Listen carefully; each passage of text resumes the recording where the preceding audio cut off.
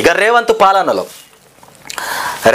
పాలనలో రైజింగ్ కాదు ఫాలింగ్ జరుగుతూ ఉన్నది. ఆర్థిక అభివృద్ధి ఇక పడిపోయింది మొత్తం. మాజీ మంత్రి హరీష్ రావు మాట్లాడుతున్నటువంటి అంశం.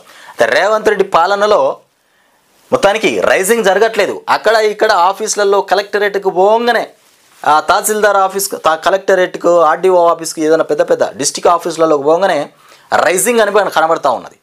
ఆ రైజింగ్ నడుస్తలేదు తెలంగాణ రాష్ట్రంలో. మొత్తానికి ఫాలింగ్ నడుస్తూ ఉన్నట ఫాలింగ్. ఇక ఆర్థిక అభివృద్ధి పడిపోయింది. ఆర్థిక అభివృద్ధి నిజానికి మొత్తం పడిపోయింది. ఆర్థికంగా అభివృద్ధి లేదు. ఇకపోతే రేవంత్ పాలనలో తెలంగాణ రైజింగ్ కాదని ఫాలింగ్ అని కూడా మాజీ మంత్రి హరీష్ రావు అన్నారు.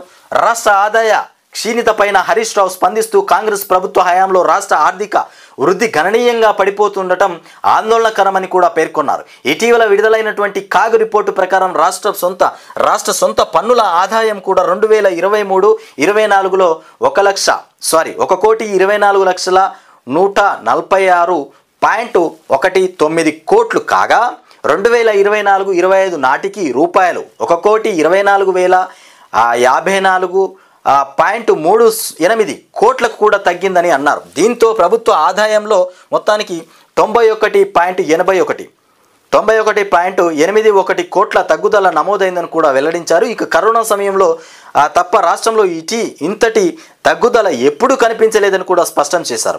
అంతేగాక 2014-15 నుండి 2022-23 వరకు కూడా బీఆర్ఎస్ పాలనలో తెలంగాణ 12% CAGRతో సొంత పన్నుల ఆదాయ వృద్ధిని కూడా సాధించిందని కూడా తెలిపారు. ఇక సీఎం రేవంత్ రెడ్డి అనాలోచిత నిర్ణయాలు, అవగాహన లేనటువంటి పాలన రాష్ట్ర వృద్ధి తగ్గుదలకు కారణమయ్యాయని కూడా హరీష్ రావు విమర్శించినటువంటి అంశం. ఇది ముమ్మాటికి నిజం. రేవంత్ రెడ్డికి